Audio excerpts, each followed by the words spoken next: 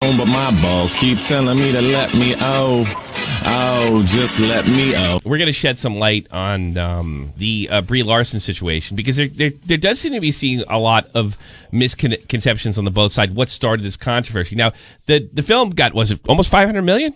Worldwide, not in the States. Roughly, yeah. Yeah, a little underwhelming in the States. I want to show you how we got to this point as far as the negativity. And I want to put Brie Larson's comments in context. She's a dope. She's not that bright. She's nothing impressive about her. She's just a blonde actress that wants to be important so bad. That's it. Oh, she's pretty. If you like flat booties.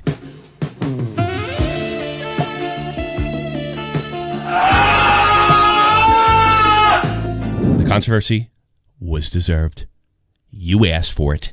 If you use any of this language and you're promoting a film, if you were to use it about blacks, women, whites, name any group, you're going to have problems. This is not a movie review. I haven't seen the movie. I don't care to. I'm not going to. I'm just talking about the controversy. That's it. Here she goes. I am so grateful to be up here to receive this award so I cannot thank my family and my team and instead talk about something that's really important to me. All right. Right off the fucking bat. Fuck you, sister. I'd like to bring to light an aspect of our industry that has risen to the surface in the last week. It's an issue. I could see the biggest complaint I see about this film is bad acting from her. 67% of the top critics reviewing the 100 highest grossing movies in 2017 were white males. And they're all gay. No, not all of them. Oh, 90% of those fucking top 28% are friggin' gay. Larson was very dynamic in the role, presenting Carol Danvers with unbelievable charisma. She shines in the most quiet moments where she can display her Oscar-winning acting chops in their full glory. This is a huge disconnect from the U.S. population breakdown of 30% white men, 30% white women, 20% men of color, and 20% women of color. I wish you guys could see this, because the thing is, you got to see that. I mean, she's awful. Am I saying that I hate white dudes? No, I'm. You're okay. Ding. First ding. Am I saying that I hate white dudes? No. And I notice this is used a lot in her defense. Well, she said she didn't hate white people. Who's she, tipster? I said it, therefore it is. You can come to a reasonable conclusion, especially as this goes on, that you got a problem with white guys. Which is fine. I don't care. Doesn't mean doesn't mean anything to me.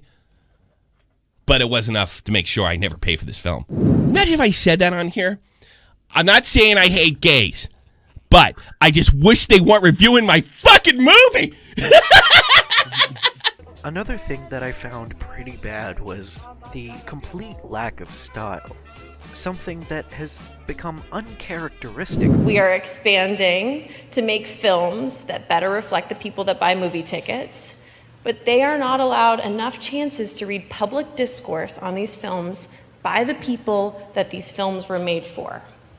I do not need a 40-year-old white dude to tell me what didn't work for him about A Wrinkle in Time. Tough shit.